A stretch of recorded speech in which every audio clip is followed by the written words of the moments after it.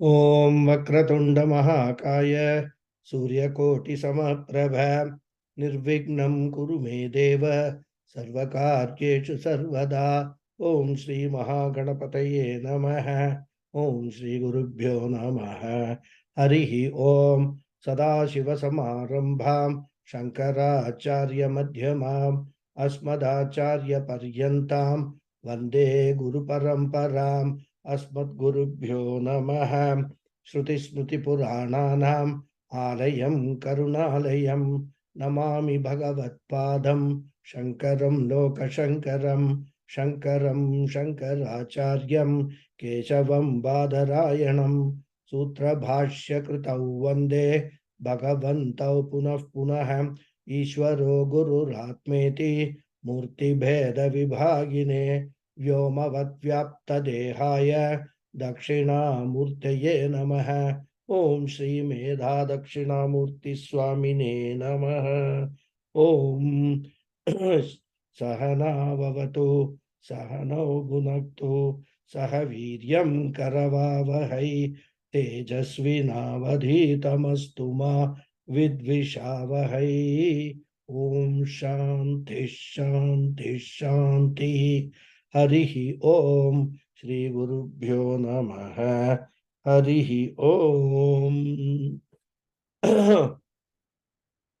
Namaste once again everyone. Namaste Guruji, pranam. Pranam. Namaste Guruji. Namaste. Namaste. Oh. नैवात्मापि प्राणमयो वायुविकारः गन्ता गन्ता वायुवदन्तर्बहिरेषः यस्मात् किञ्चित् क्वापि न वेत्ति तमनिष्टं स्वं वान्यं वा किञ्चन नित्यं परतन्त्रः. Thanks to Ramuji. He sent me the recording of Swami Paramarthananda's recital of this shloka in this, as I said, Mattamayura Vrittam, in this meter. So I could learn it and then chant it correctly in this class. I was struggling in the last class. This tune, actually, it is called Mattamayura Vrittam because it imitates the walking of a peacock, Mayura. So if you have observed the walking of a peacock, it heads, it shakes from left to right like that. And it looks like it is walking to this tune. So it's a very beautiful tune, very connected to the nature rather. In fact, all the ragas, all the meters, they are all in some way or the other connected to nature only, rather sounds in the nature or behavior of nature. But one has to research into what each one of them, is connected to. Here it is very clear, so we can enjoy this particular meter. Okay. So we are discussing how each of the koshas cannot be Atma. Acharya takes up each kosha, considering first as an Atma. It is a theoretical proposition. Okay, let us consider this kosha as Atma, Annamaya kosha as Atma. Then we analyze what is Annamaya kosha and what is Atma. What are the features of Annamaya kosha and what are the features of Atma.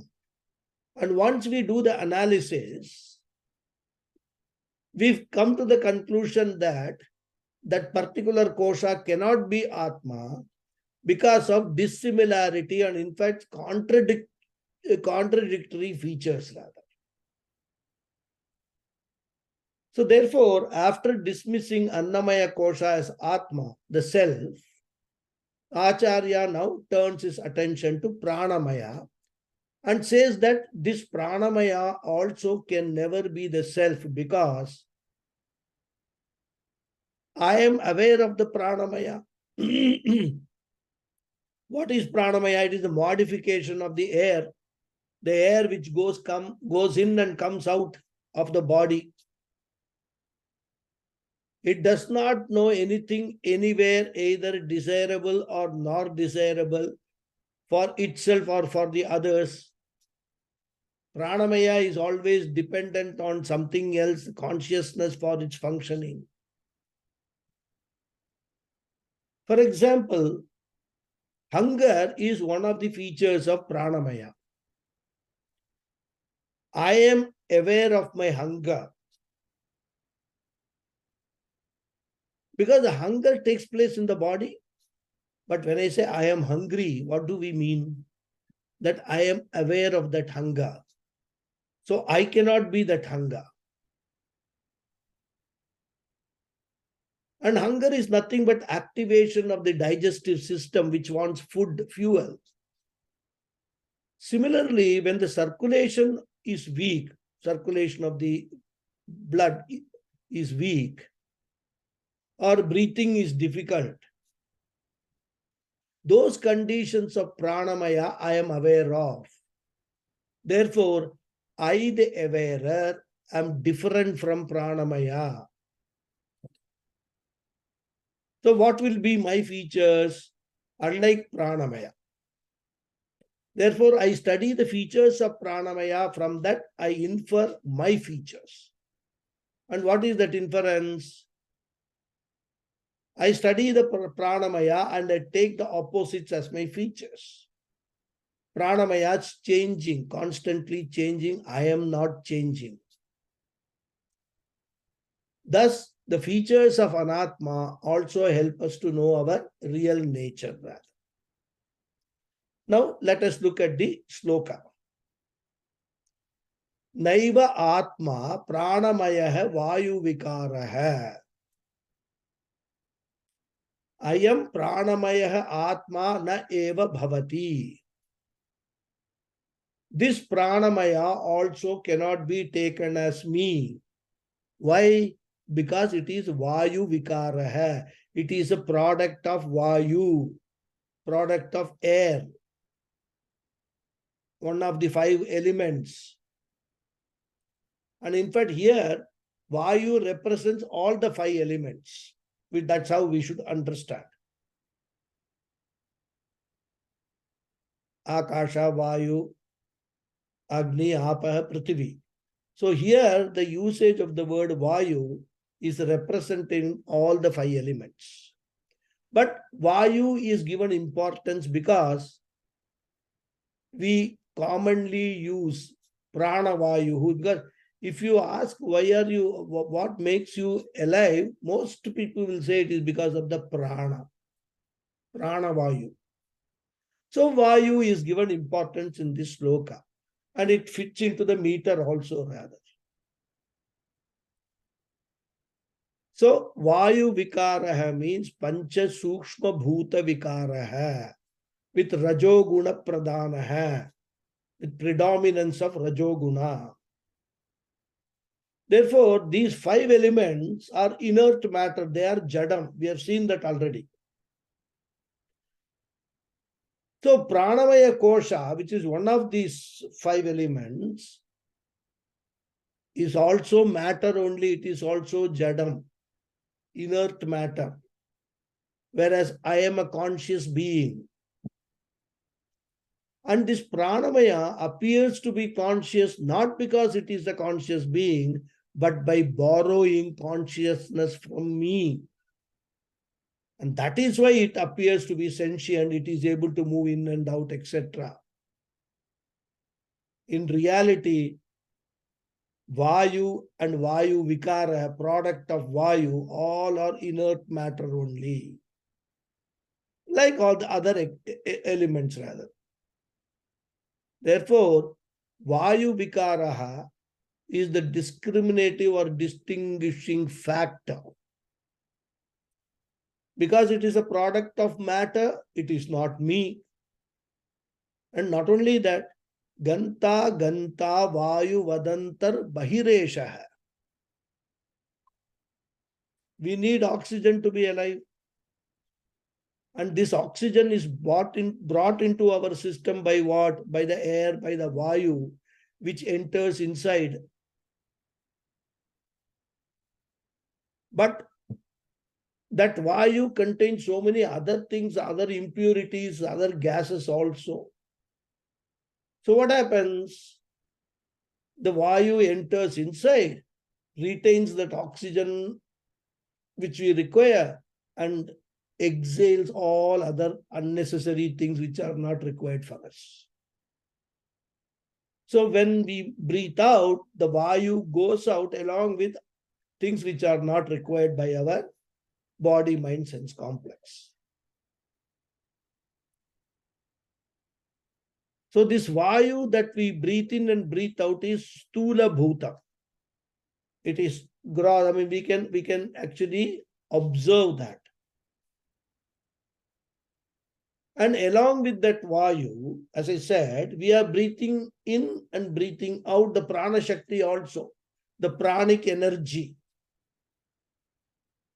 Therefore, ganta, which refers to the prana shakti entering along with vayu into the body at the time of inhalation, and aganta, the prana shakti along with vayu comes out at the time of exhalation. Thus, prana is subject to movement, inside, outside movement, ganta, aganta movement. Therefore, it has got a kriya or a karma.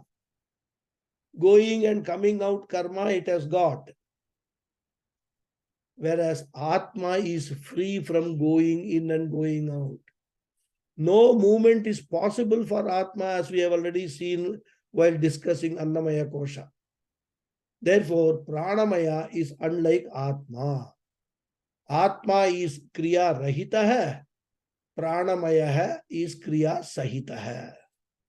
Therefore, you can never equate it to Atma. Ganta, ganta, vayuvat. Like vayu, prana also moves.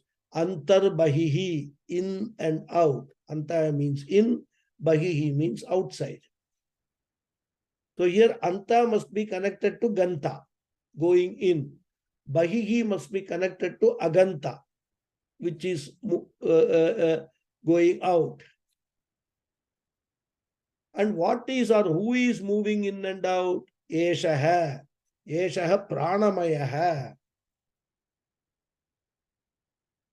And each one of these statements should be followed by the declaration. Therefore, it is anatma. Because it is moving, it has the capability to move, it is anatma. Not atma, because atma cannot move. And that should be the common refrain in each of these statements. Then the third line. Yasmat kinchit kwapi na vetishtam anishtam. Pranamaya by itself doesn't have jnana shakti. It cannot know things by itself. It cannot even know that I am going in the body and coming out. It cannot know. Even though Pranamaya has got borrowed consciousness, and therefore that is what is responsible for the functioning of the physiological system and all other systems inside. Pranamaya by itself is not capable of knowing anything. In fact, commentators of Vivekachudamani, they give an example. During deep sleep, all the other organs have subsided, they are resolved. But Pranamaya alone functions. And that is why we get up. When we go to sleep, if Pranamaya also is resolved, then we will be taken next day morning somewhere else. So even during deep sleep, because the functioning of the Pranamaya, life is there. Breathing goes on. And even though Pranamaya is very active in a sleeping person, Still, a sleeping person cannot know his surroundings. He cannot sense the surroundings. In fact, many times we have observed, we have gone to a new place, maybe a hotel or something. We sleep and get up. For some moments, we don't know where we are because the fact that we have come to a new place has not yet registered. So we get up little confused. Children, it happens especially. Even though pranamaya was functioning during the sleep, it has no power to know what is around. And that is why pranamaya is jada, inert. Because chit is the knowing power, chetanatvam is the knowing power, and atma is chetanaha. So on the one hand, we have got the pranamaya, which is inert, which is a jadam. On the other hand, we have got atma, which is chetanam. How can the inert pranamaya ever be equated to the Chaitanya Rupa Atma? That is the argument Adi Shankara places here.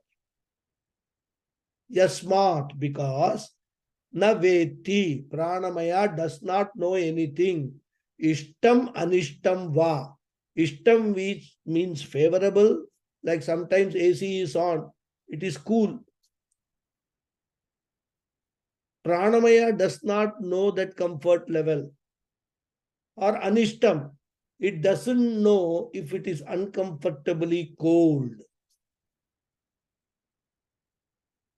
Pranamaya cannot know anything whether favorable or unfavorable. Kinchit anyam va, it does not know anything else also. Tasmat, therefore, pranamaya cannot be atma. And swamva anyamva kinchana nityam paratantraha. Pranamaya not only doesn't know favorable or unfavorable things outside, in fact, pranamaya does not know itself also, that I am pranamaya, I am active even in deep sleep. Pranamaya does not have that self-awareness also. Our awareness, when we get up and say, oh, I had a wonderful sleep, that awareness is not coming, it appears to be coming from pranamaya, but that awareness is enabled by the consciousness, by the chit aspect of the atma. So pranamaya itself does not have that self-awareness. So pranamaya has got neither self-awareness nor surrounding awareness.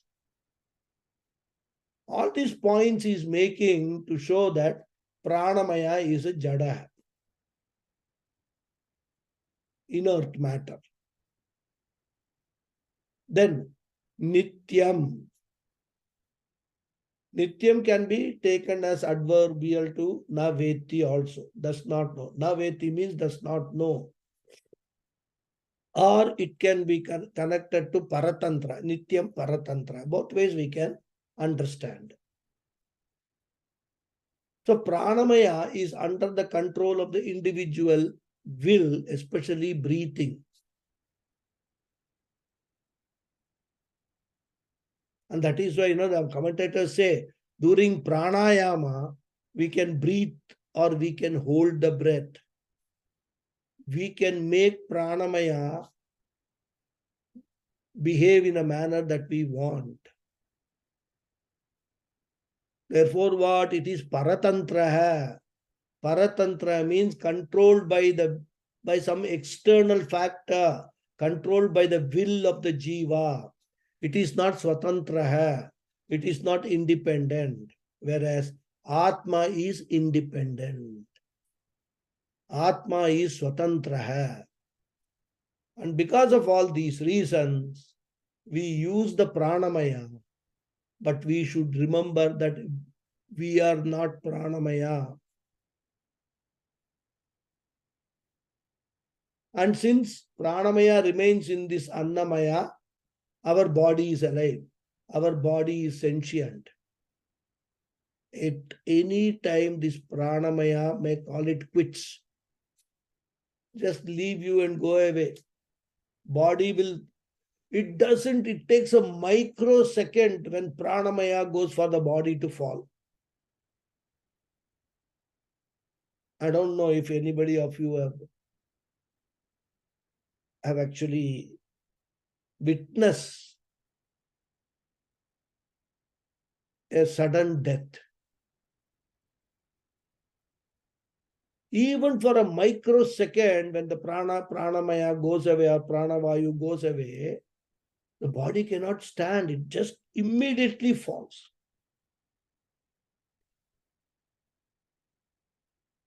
In fact, it doesn't need, even death is not required. Sometimes, when the heart condition is very bad or some problem is there is this momentary stopping of the heartbeat.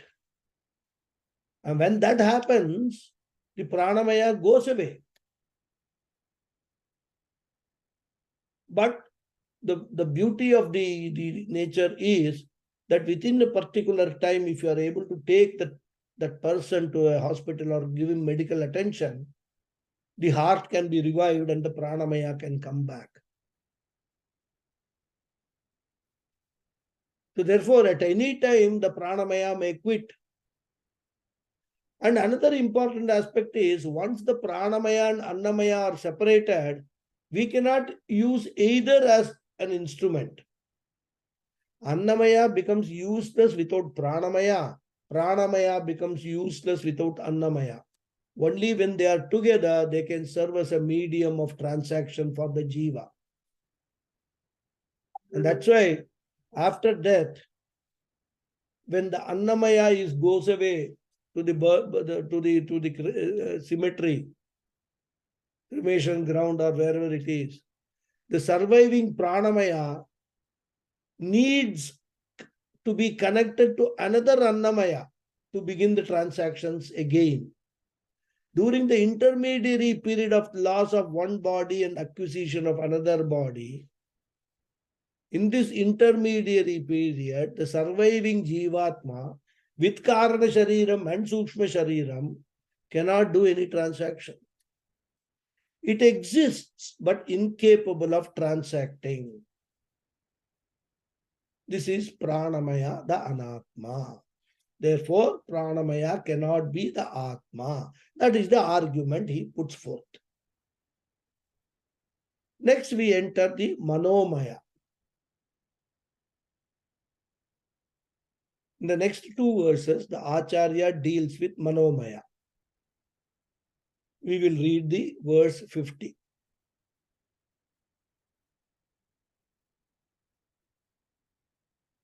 Again, I will have to see. Of course, this meter is a simple meter, but I need to, in my mind, still Ganta is going on.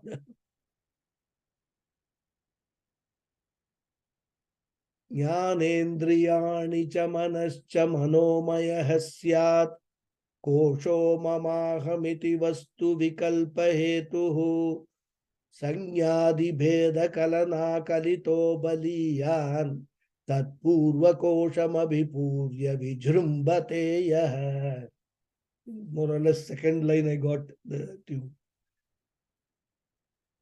Jnanendriyani cha manascha manomaya syat kosho mamahamiti vastu vikalpa hetuhu sangyadi bheda kalana kalito baliyan tatpurva kosham abhipurya vijrumbate yah. That should be the meter for this sloka. So Anvaya is Jnanendriyani cha manaha cha manomaya kosha syat. Mama aham iti vastu vikalpa hetuhu. Sagnadi bheda kalana kalitaha baliyan yah tatpurva kosham abhipurya vijrumbate. Jnanendriyani, the organs of perceptions. Cha, and Manaha, the mind.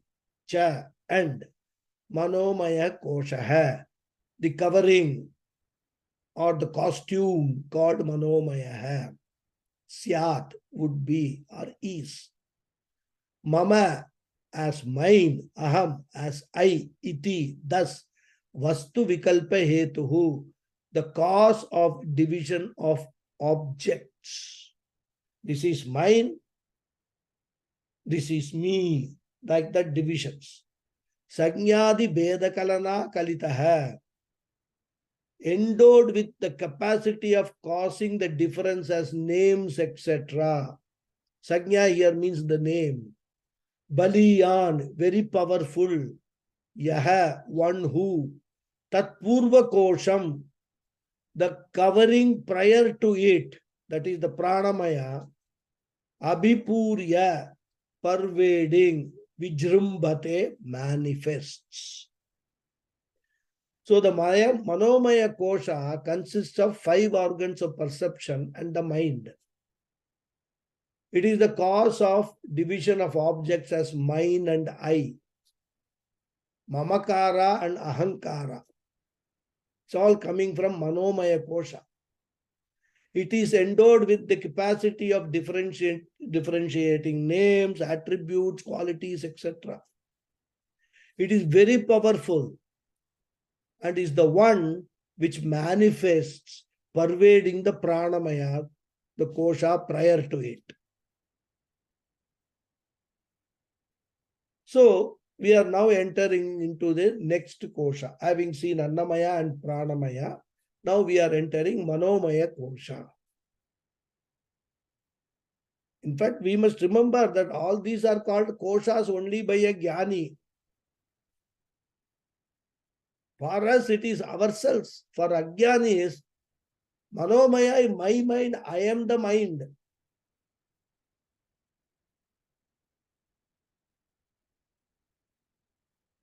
So it is called a kosha by a Jnani alone. And Jnani alone treats Manomaya as a costume, whereas all other Ajnanis treat Manomaya as themselves alone. For Ajnanis, Manomaya is Atma, I. That is why when the mind is disturbed, Ajnani does not say my mind is disturbed. He says I am disturbed, I am stressed. Therefore, Manomaya has twofold status. Statuses or stati, I don't know. What is the plural of status?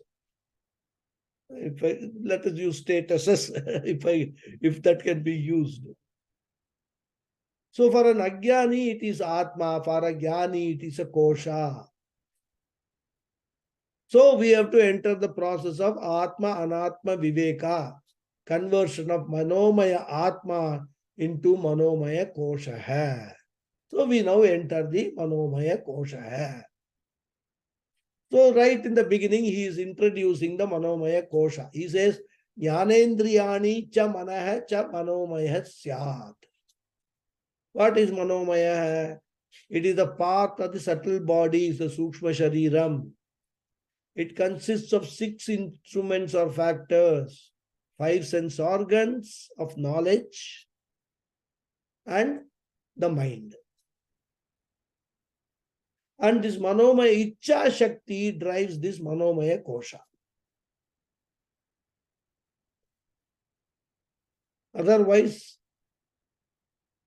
in the Shastra, it is called Karana Atma, instrument, Antakaranam. Because mind is an instrument. So it's called Karana Atma. Jnanendriyani, the 5 sense organs of knowledge, and Manahacha, and Manomaya, and the mind, Manomaya Syat.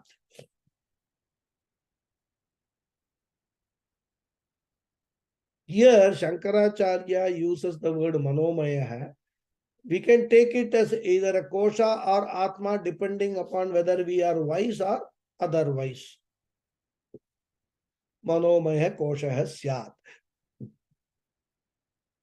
But from the Shastric point of view, it is only kosha. When we get that knowledge of the self, what am I really, we will also treat Manomaya as a kosha only, a costume used by the Atma for a temporary period. Mama aham iti vastu vikalpa hetuhu. And it is an instrument for entertaining twofold thoughts. Vastu here means every object or every anatma. This Manomaya labels every object or anatma as I or mine. For example, the body, sense organs, etc., it claims as I, as me. Whereas the house, the spouse, the children, the grandchildren, etc., are all identified as mine. Thus, a huge bunch of anatma, it classifies as me or and mine. Therefore, mama aham iti vastu. Here, vastu means any all anatma we can put. Vikalpa means classifying or dividing. Hetuhu means an instrument. Karanam, an instrument that classifies every anatma as me or mine. And that is why once we have gone to sleep and the mind is no more functioning, we do not claim even the body as ours. We are not aware of the body or its conditions of the body in sleep. Whether the blanket is on the body, whether mosquitoes are biting, nothing we know. Of course, if you are in a semi-sleep stage, mosquito bite you will know. But in deep sleep state, when everything is resolved, Manomaya is resolved, only Pranamaya is functioning, you will not know what is happening. Even there is a thunder, heavy rain, storm, you will not know anything. You will not even know if another body is lying near your body, close to you. So when deep sleep state, mama aham division goes away when the mind is resolved. Therefore, mind is an instrument. When the mind is functioning, only this mama aham business comes into the picture. Vikalpa hetuhu. So mind becomes an instrument for this division of mine, I, etc. by entertaining the relevant thoughts. And mind does every job only by vritti parimana, by entertaining the relevant thought, by changing the relevant thoughts.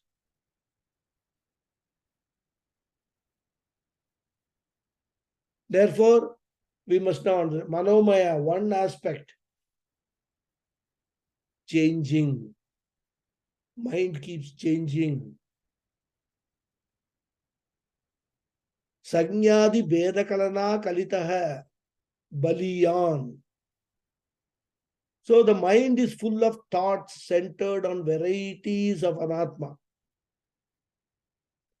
If you look at the mind, if you observe the mind, it is always thinking of one anatma or the other. Never thinks of atma.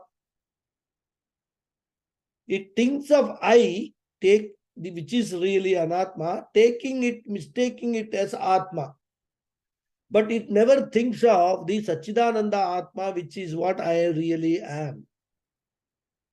Only a Jnani during meditation, he invokes the Atma in the mind.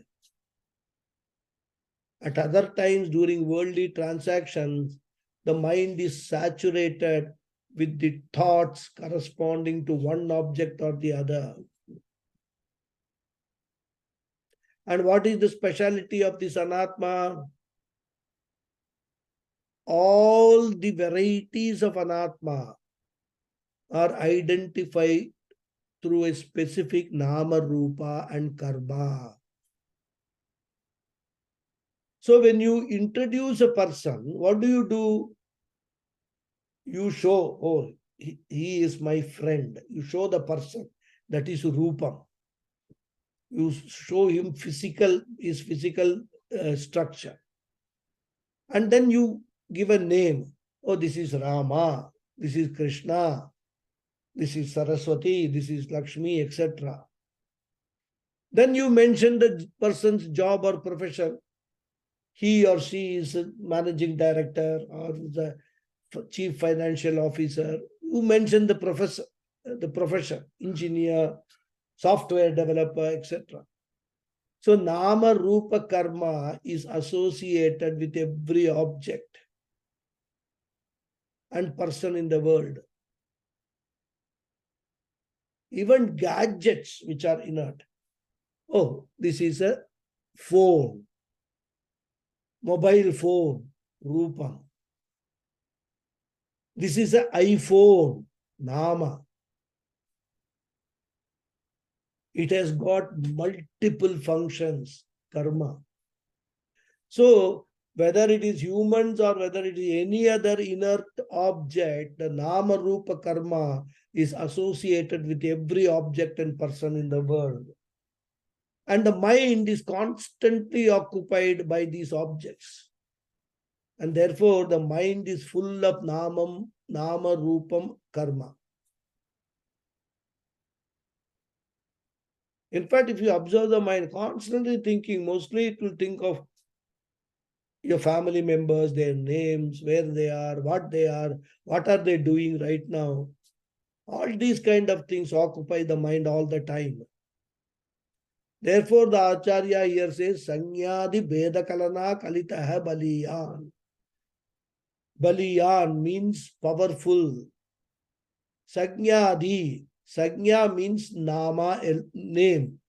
Adi means the Adi Padat, you can say Rupam, Karma can be included, etc. Sanya, name, etc. means name, form, and function.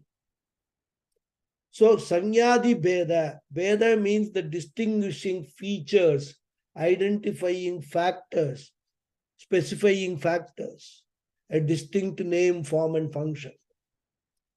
And Kalana means the identifying mark. All of us now have got an identifying mark. The Aadhaar card we have got. Any other identification, very important, because whenever you make an application somewhere, they'll say, give me your identity. So you have to produce a passport or Aadhaar card copy or something like that.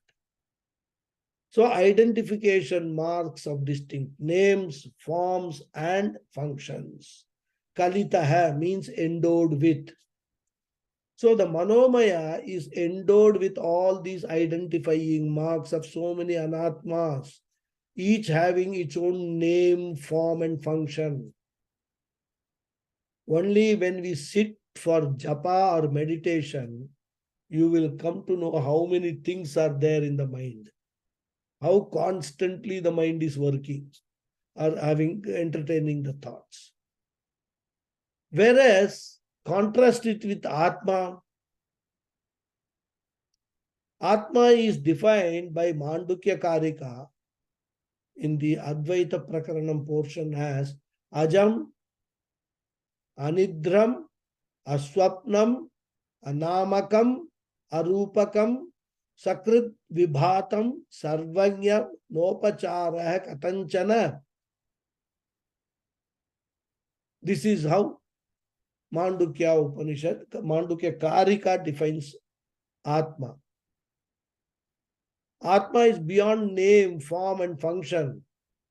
Everything happens in Atma, but Atma itself is without all these three. Thus, the mind is full of Nama Rupa Karma. Atma is free from Nama Rupa Karma. Therefore, the mind cannot be Atma. Atma cannot be the mind. Mind is only a temporary instrument. So, Sanyadi Veda Kalana Kalita Manomaya Baliyan. Baliyan. This Manomaya is one of the most powerful koshas. That's why it is said, Manayeva Manushyanam Karanam Bandha Mokshayoho. It is the mind which is the cause for our samsara, our bondage, and also for moksha. Life is really miserable when the mind is active. During sleep, mind is passive. We are all relaxed. There is nothing but me alone. During deep sleep, we are in actually Advaitam.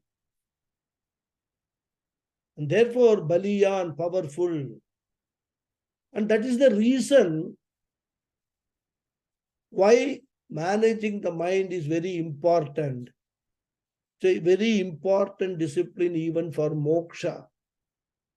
That discipline is called shamaha, mind management. Very important. It's all part of sadhana chatushtaya sampatti. Before jnanam and even after jnanam, shamaha is very, very important. Managing your mind is very important. Directing your mind to the right direction is very important.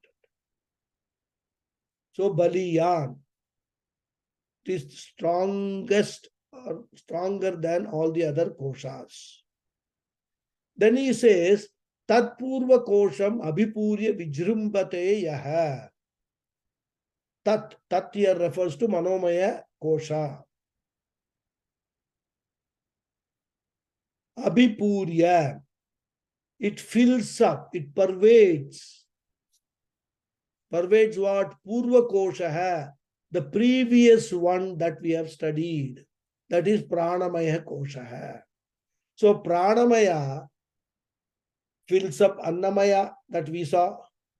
Manomaya fills up Pranamaya. Thus Annamaya is the container, Pranamaya is the content. Then Pranamaya becomes the container and Manomaya becomes the content. Tat Purva Kosham Abhipurya. Intimately filling up the Pranamaya. Vijrumbate Yaha. It stands out, it stands tall, it manifests,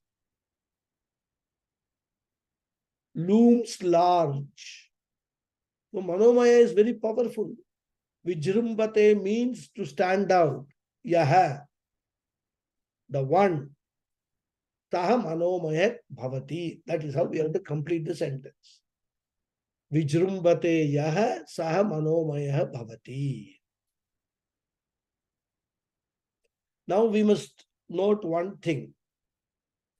We have seen earlier that this Manomaya alone carries the borrowed consciousness to Pranamaya. When we discussed Pranamaya, we discussed this. And we also discussed that this consciousness pipeline starts from Anandamaya, Karana Shariram. Thus, like the river water, Chidabhasa flows from the Atma, travels through Anandamaya to Vijnanamaya to Manomaya. And Manomaya, which carries the Chidabhasa, gives the Chidabhasa to Pranamaya. And then Pranamaya becomes sentient. And because of that only, we are mistaking all these, because they are sentient, we are mistaking them for Atma. So Manomaya lends Chidabhasa to Pranamaya. That we must always keep at the back of our mind. So this is the definition of Manomaya.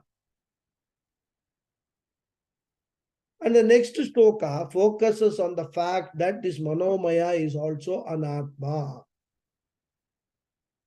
And the Acharya uses a particular Prakriti, which is a very, very popular methodology used in the Shastra, which is called Neti Neti Prakriya. Na iti. This is not the real me. This is not the real me. in order to arrive at what I am really. And that is done in this verse.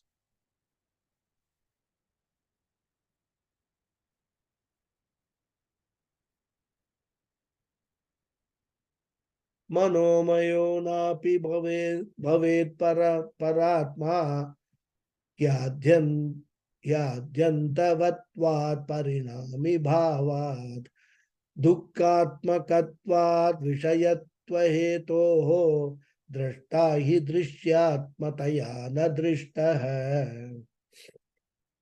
My throat is also not helping me getting the correct tune. Anyway, it doesn't matter. The Anvaya is he adhyantavatvat parinami bhavat dukkatmakatvat vishayatva hetoho manomaya paratma na api bhavet drashta drishtatmataya nahi drishtaha. He, because adhyantavatvat, it has a beginning and an end. Parinami bhavat is subject to changes. Dukkatmakatvat has sorrow as its very nature. Vishayatva hetoho, it is an object of perception. Manomaya, the manomaya kosha. Paratma, the paramatma. Na api bhavet, can never be. Drashta, the seer, the subject, the awarer. Drishyatmataya, in the form of seen object. Nahi drishtaha, is never seen. So the manomaya can never be the paramatma because it has a beginning and end, is subject to changes, has sorrow as its very nature, and is an object of perception. The subject, the seer, is never seen to be in the form of an object which is seen. There is a seer-seen difference. So seer cannot be seen and seen cannot be seer.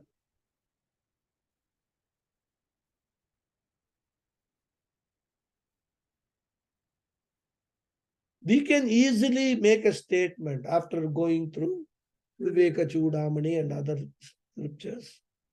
Manomaya na api. This manomaya is also not me. Easily statement can be made, but to live a life with that awareness is not easy. Our identification with the mind is so natural, with the prarabdha force aiding that, assisting that, when the mind is disturbed, we forget the fact that what needs to be handled is the disturbance in the mind. That only needs to be handled. Let me distance myself from the mind. If you are able to do that, that is called objectivity. Okay, the mind has got an issue. Some thought has come in my mind, and let me handle it. Because I am free. I can nicely say this in a Vedanta class. And you will also all say, yes, yes, yes. You will nod your head. But the moment we enter Vyavahara, things start flying. We are completely lost.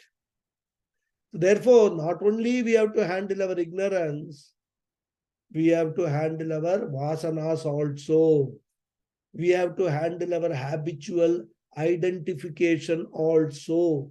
And this is where Nididhyasanam comes to our aid for a spiritual seeker. Nididhyasanam does not give any new knowledge, which we have already gained in the Shravanam and Mananam stage. Nididhyasanam only finally, cleaning up all the unnecessary things for that knowledge to be assimilated, to firmly rest in our antakaranam.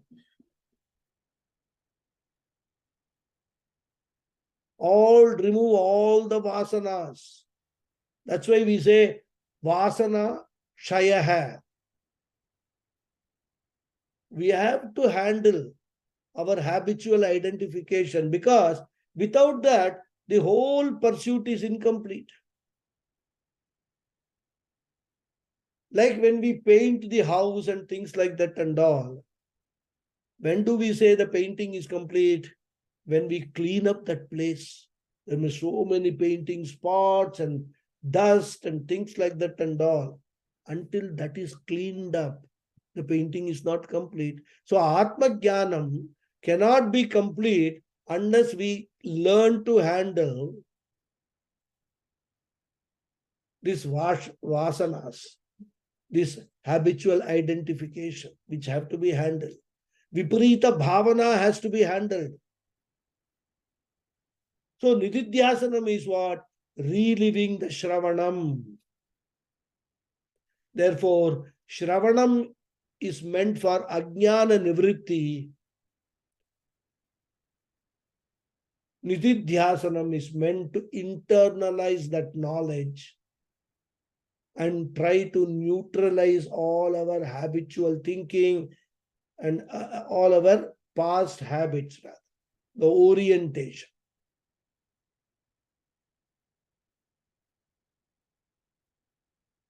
So Nididhyasanam helps in Vasanakshaya.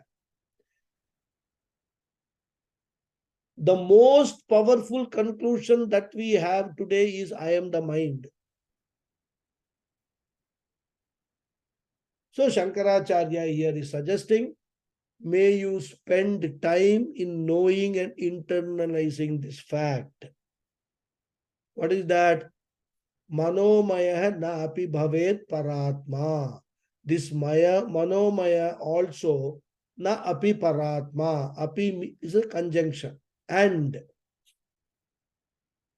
not only Annamaya is anatma, not only Pranamaya is anatma, api also, you can say also, not and also, even Manomaya also, na api bhavet paratma.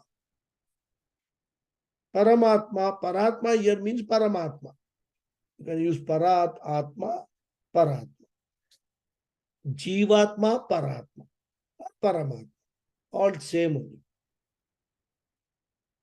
So here, Paratma or Paramatma refers to what? The innermost real self, which is the consciousness principle. Then he now goes into analysis. He says, Adyantavatvat parinami bhavat. Adyantavatvat. Because Manomaya or the mind is also subject to birth and death. Even though the lifespan of the mind is much longer, still it is not Atma. Annamaya may have a few dozen years, maybe 100 years, 80 years, 120 years, etc. There could be certain animals and plants which live for 300 years, etc. There are trees in US and all. They live, normal life is 300 years. Whereas the mind actually, if you look at it, if you have studied, may continue to survive for millions of years. Mind is a part of Sukshma Shariram.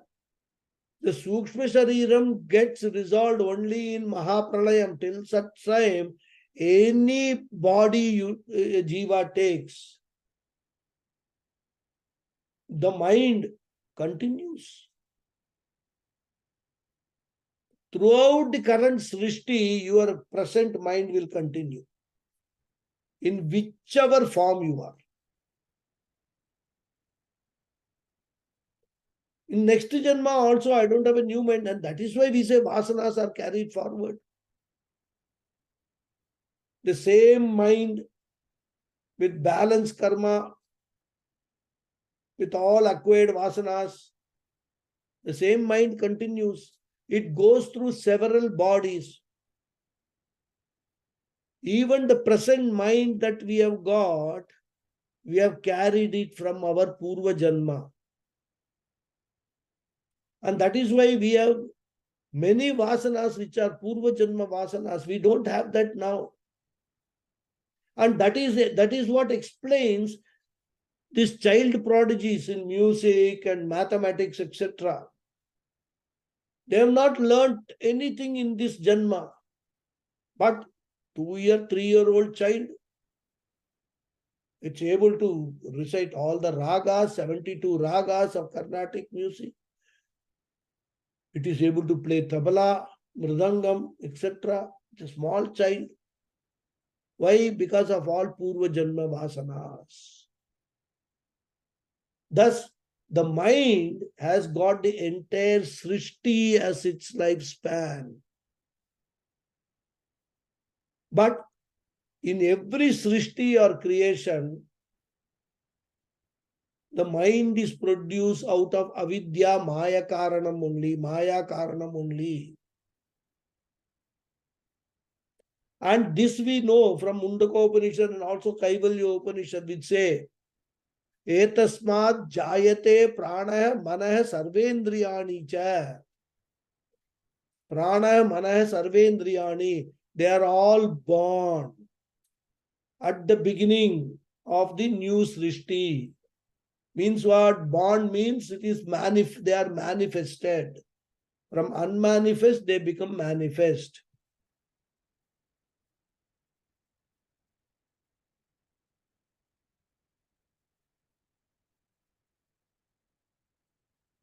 And how do they manifest? They don't manifest as the mind at the end of Srishti. Because at the pralayam, the manomaya, all these sukshma shariram gets resolved into karana shariram. And the mind gets resolved. Then in the next Srishti, a new mind is taken up. So adhyanta mind also has got a beginning and an end.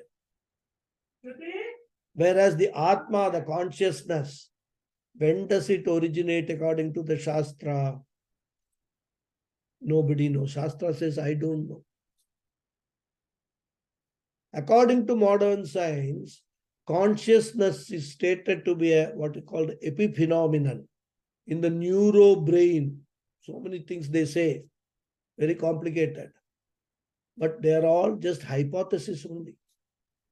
Scientists have not come to any proof that consciousness is there born in the brain, etc., in the neuro system. So according to the scientists, consciousness is also supposed to be born. It's an evolute. But Shastra says consciousness cannot be an evolute. It does not evolve. It is always there. It has always been there. It will always be there. Only thing is, without the medium of the mind, consciousness cannot say, I am consciousness. Transactions can happen only when the mind comes into the picture.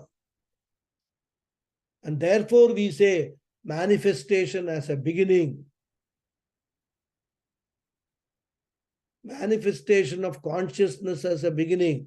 But consciousness itself doesn't begin. Brihadaranyaka Upanishad says, Evaitebhyo bhutebhyah samuttaya etebhyah bhutebhyah samuttaya tan yevanu vinashyati na pretya sanyastityare bravimi iti. Yajnavalkya tells this to Maitreyi. And there's a very important point to note.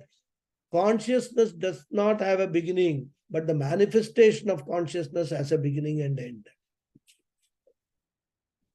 Since consciousness is eternal and the mind is non-eternal, mind is different from consciousness, the Atma. Atma is different from the mind. So Adyantavatvat Manaha Atmana Bhavati. And not only that, next he says Parinami Bhavat. For each we have to add Parinami Bhavat Atmana Bhavati. We will see this in the next class. Okay. Stop here.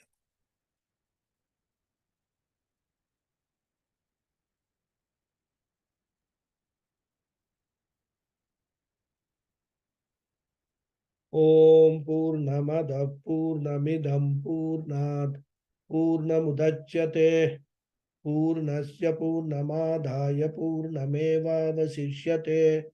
Om Shanti Shanti Shanti. Harihi Om Sri Gurubhyo Namaha. Harihi Om. Thank you all. Dhanyavadaha. Thank you. Hari Om. Hari Om. Hari Om Guruji. Thank you. Thank you. Thank you very much, Guruji. Thank you. Namaskaram.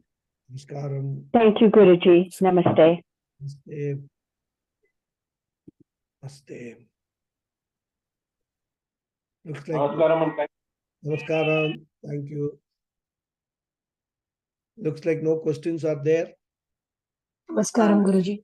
Namaskaram. Guruji, it is me, Lata. Yeah. Can I ask something if that's okay? I know you're not feeling too well, but. No. It's only because of the cold weather outside. The throat is slightly. Otherwise, I'm quite okay. Okay, Guruji, that's nice to know. Yeah. And especially, for a long time, if you don't speak, when you start speaking, you clear the throat kind of. The vocal cords don't cooperate. Vocal cords, yeah, exactly. And it's cold, so vocal cords get more strung during cold. Yeah. That's all. Otherwise, I am perfectly okay health-wise. Yeah. Guruji, thank you for the session. It is each session you feel you're grasping something, but then there are more questions, and in each session there's a more appears to be more complicated. And Guruji, one of my earlier classes, I think I asked, is there any special way to do Nididhyasanam? And then you had kindly instructed we have not yet reached the stage of Nididhyasanam. And right now, while explaining the 51st shloka, you just mentioned that the mind is all the time going towards anatma, from one anatma to another anatma, and only a jnani, when sitting for meditation, is the only time he thinks of atma. And the way to enter into vyavahara. Jnani in all transactions will only see everything, all anatma as atma. But to reach that stage, you have to go through Nididhyasana. Okay. That is that clarification I want to offer. It is not that Jnani only in meditation he sees everything as Atma. No. In his Vyavahara, in everything, he sees everything as consciousness, Atma alone. Right. I think I must have misheard it. And and still the answer would, for us, the mundane beings, is we have not reached the stage of Nididhyasana, Guruji. Yes, we are not. See, how will you reach that stage? Suppose you say, I want to now put this knowledge which I am gaining into practice, correct? Now, you see an object, right? Now, every object has got two identification. One is the Nama Rupa form. Another is the consciousness pervading the object, correct? It is two identification. One is the Anatma identification, another is the Atma identification. Whether it is an object, whether it is a relative, whether it is a friend or another person, any jiva, any Atma or Anatma, you can put it, right? Now, what you can start with is, whenever you are dealing with any object or any person or anything, if you can start differentiating between the person Anatma and the person Atma, and then whatever weaknesses, complaints that you have got against that person, if you start attributing that to the anatma part, in your mind, this is all not to be in your mind, and say, this person actually, his consciousness is no different from me. This object is consciousness no different from me. I am also Atma. This is also Atma. The reality of every Atma is, every Anatma is Atma alone. Thus, if you start developing slowly this attitude, then you will not see any weaknesses or any, I would call, you will not have any Shortcoming. complaints against anything. Oh, this is anatma. Oh my God, this particular thing I have been having for the last so many years broke. Many times it happens, like with some crockery we have got in our showcase. We take it out to clean it. Faults and breaks. It's a crockery you have been having. Probably it was given to you as a gift by your mother or your parents, etc. And you are something very valuable for you. Broke. Oh, you start brooding, oh my God, what stupid person I am, I broke. And all that. This is your thought. At that point in time, you say, oh, so what? It's crockery. It was, one day or the other, it would have got destroyed, right? Why should I worry about it? This body, one day or the other, this is going to be destroyed. The dharma is, this body is to get, attract all these germs and viruses and things like that and all. Okay, I am having some big problem. I'm a health problem. That's the way the body is. I am not the body. But since I am occupying the body, whatever happens in the body, I will have to experience, I will have to witness that. And while witnessing, I will have to make sure that I am not identifying with that all the problems of the body.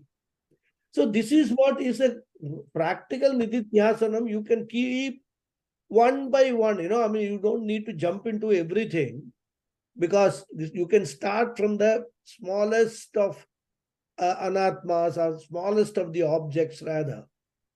And then slowly, once this kind of attitude grows in you, it will help you later on, because nididhyasanam's main focus is on removing or neutralizing your past vasanas. That is the main purpose, your past orientation. That also needs to be neutralized before you reach the jnani stage. So, and these vasanas could be very strong, rather, very strong vasanas. Yes. So, this is practically what I could suggest at this point in time of learning. Yeah. That you start practicing if possible, and then observe, are you succeeding in that? Are you still getting worried about losing all this anatma around you? There is a very beautiful pair of slippers you like, you love, you bought it, very expensive. You wear it and go somewhere outside, something breaks. That slipper no longer you can use. Do you feel sad about it? Do you feel upset about it? If you are still identifying yourself with anatma only. Overcome that. So these are the practical tips that I can give you. Again, let me warn you, it is not going to be possible in any given period of time. You have to keep on growing, but like a plant, like a seed, you have to sprout, then slowly grow till it becomes a big tree. And that big tree will give the fruits of jnana. Till that stage, you will have to continue this process. Water the plant every day. Give it little bit of what is that fertilizer, etc. It grows nicely. That is what the spiritual journey is all about. That you can do at this point. Don't do it Yes. as, because that is Nididhyasanam only, but don't say, oh, I am going to do Nididhyasanam and all that.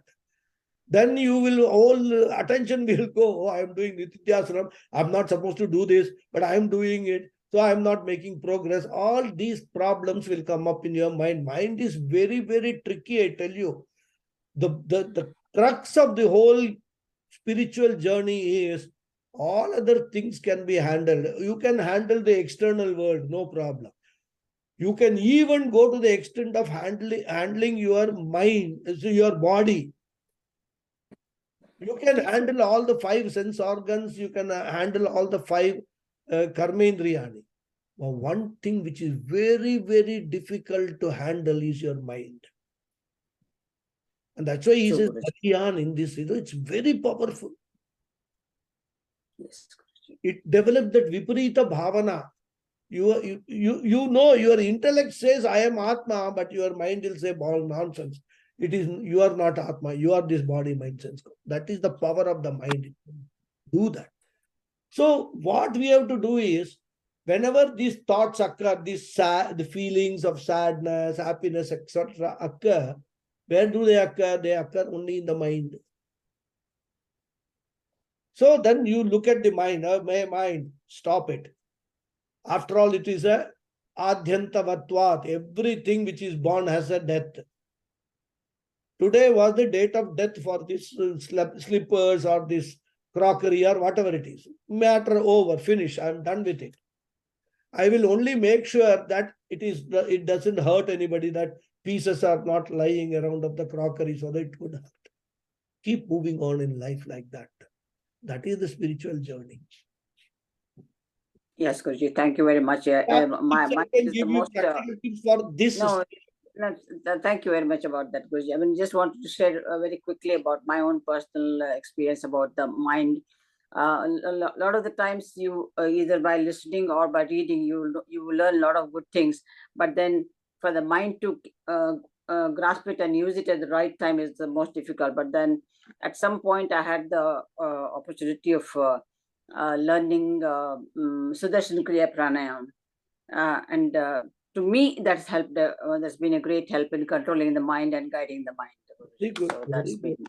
Very good. But thank you so much for today's tips, Guruji. Where to start, how to start, and how to That's all. I mean, progress. from my own personal experience, this is what I would actually, I try to practice it as much as possible. Somebody has spoken to you very rudely.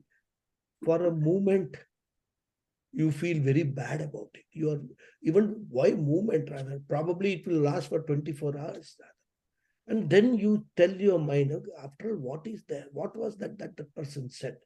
Is it so important that you keep worrying about it? Get rid of it. It's okay. Maybe that person was wrong in saying that, but he has said it, right? Why should I keep on brooding over it and then have the problem with all these things is the mind also has very revengeful. Mind is very revengeful. And that is one of the most important things that we have to manage in the mind. Where somebody tells you something, the mind immediately will say, you give him back in this way. Right? If somebody calls you idiot, you call him, you are a fool. You bring parents, everything, your father is a fool, mother is. This is what the power of the mind is. It will prompt you to do all wrong things, on unspiritual things. That is where you have to manage the mind very, very carefully. So this is all a practice. I mean, this is all Nididhya, part of Nididhyasanam only.